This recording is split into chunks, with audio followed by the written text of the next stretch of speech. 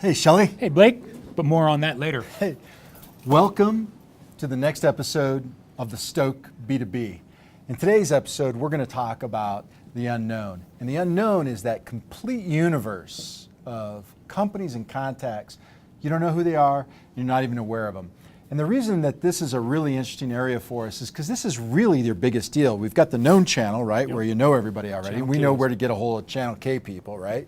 But the unknown's a little bit more difficult, and it's really a function of good sales process and great tools, and really, quite frankly, great prospect data. In today's world, you got to leverage great prospect data. Now, of course, we have an idea of a great tool you might use, and that's Onimata. But if you don't use Onimata, you got to get with a company that can help you automate, distill, and get down to great prospect data. Once you have all of those pieces in place, you're ready to go to market, and my friend and compadre Mike, who you know well already, is going to take it from here. Mike, so what do we do to penetrate the unknown channel? Well, like you said about data, there's a misconception about data out there. People think that a name on a list is a prospect list, Okay. and that isn't a prospect list. If you're lucky enough to get through to them and get their attention, you're going to have to make sure that you know what you're talking about. Show up knowing more than they think you know, and you'll impress them and at least get through that first 5 seconds where they could just hang up the phone on you. This is all a function also of process. You've got great data, you got to put it into a system that's going to enable you to do it week in and week out. Don't make the mistake of starting and stopping. You got to do it week in and week out. This is about building pressure behind the dam, and you got to build a lot of pressure behind the dam. Absolutely. Because the unknown, because they don't know you yet, when you take a look at the metrics, they don't look as good as inbound and others because it takes a long time. You got to make a lot of calls, a lot of touches, a lot of contacts.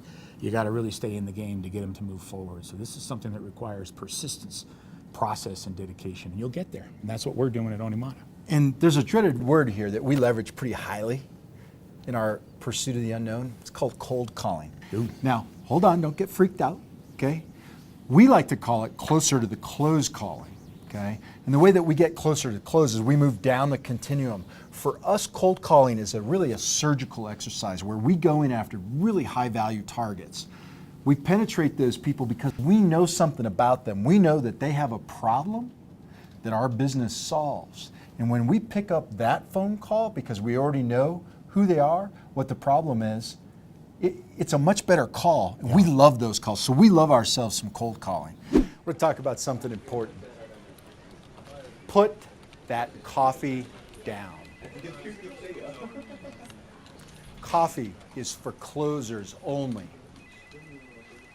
Oh, you think I'm fucking with you? I am not fucking with you. I'm from downtown. I'm from Onimata. I'm on a mission of mercy.